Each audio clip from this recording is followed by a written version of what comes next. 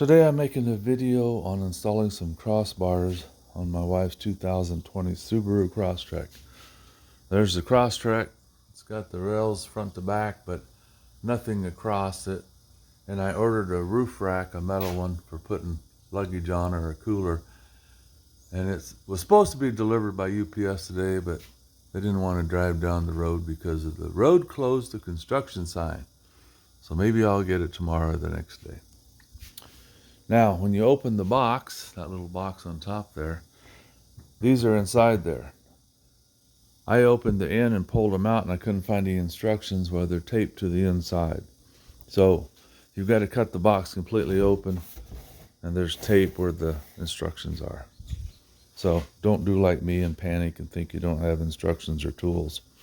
Tools I don't care about. Instructions are nice. So you got to take the key, which is provided, and the tool. You got to unlock the caps, and that's how you're going to make the adjustments to get these on, because they're a little bit short for my vehicle. So let me get the key out of the bag and get these unlocked, see what we're looking at. Okay, I use the key to unlock them, and you also leave, when you turn it and unlock it, just pull on it and the cap will slide off. But you have to have the key in there to do it, I guess. Then there's an Allen wrench here, which I'm assuming I'm going to have to loosen that, which will loosen up this clamp so I can get it over the top. And you're going to have to loosen up these two screws so you can make your length adjustment. So let me get those loosened up.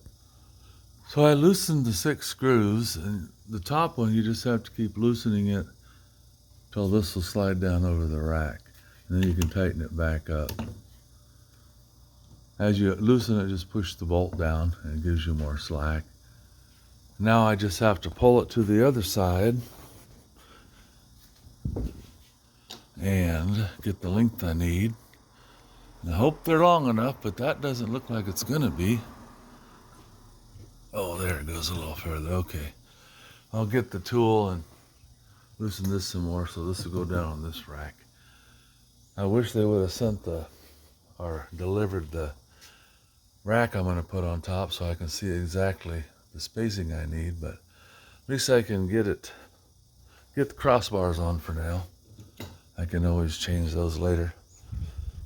But you just put the Allen wrench in there, start twisting it, and like I said, you want to push down on the screw to push this down to give you some slack. Oops, sorry. So as the screw goes down in, this gap opens up, and then you can slide it down on that bar. So let me get that loosened some more so I have some room.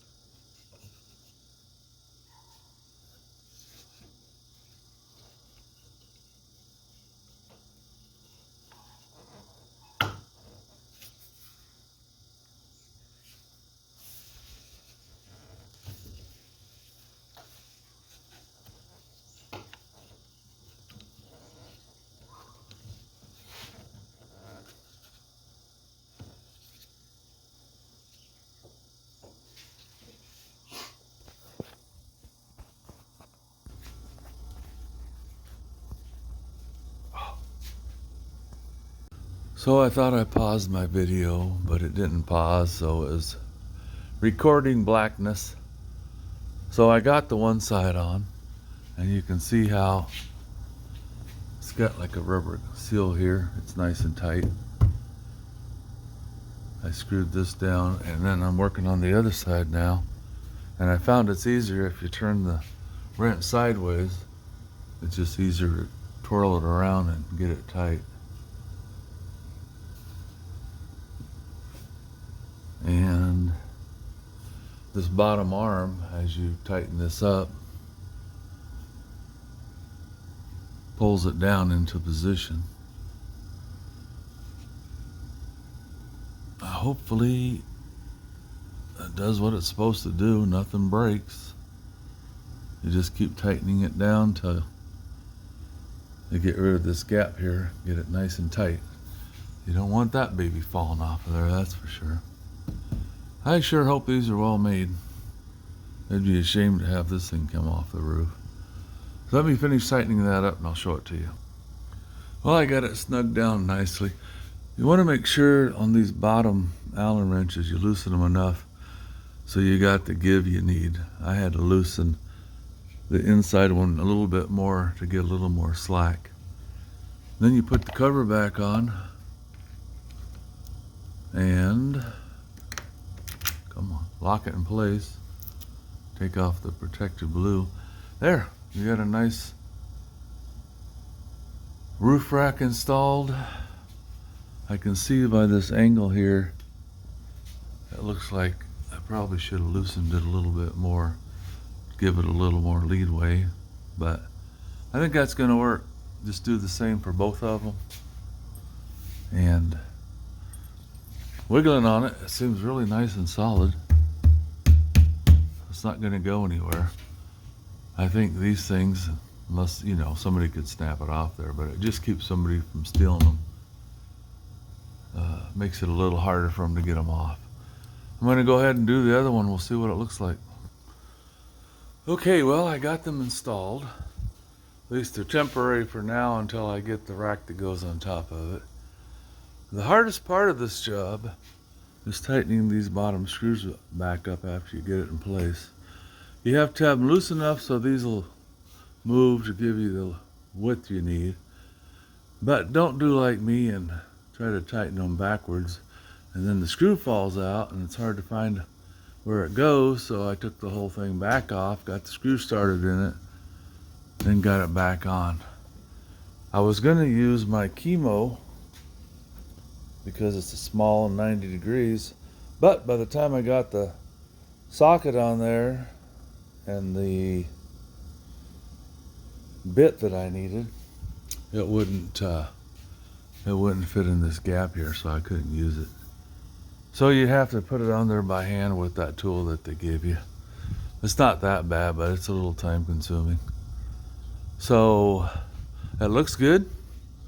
And now pay attention because they're marked. There's a little tag underneath there that says front and back. And also there's an arrow on the top. So it points toward the front. So make sure you do that so you don't have them on backwards. This edge is a little more rounded, so maybe it cuts through the air better.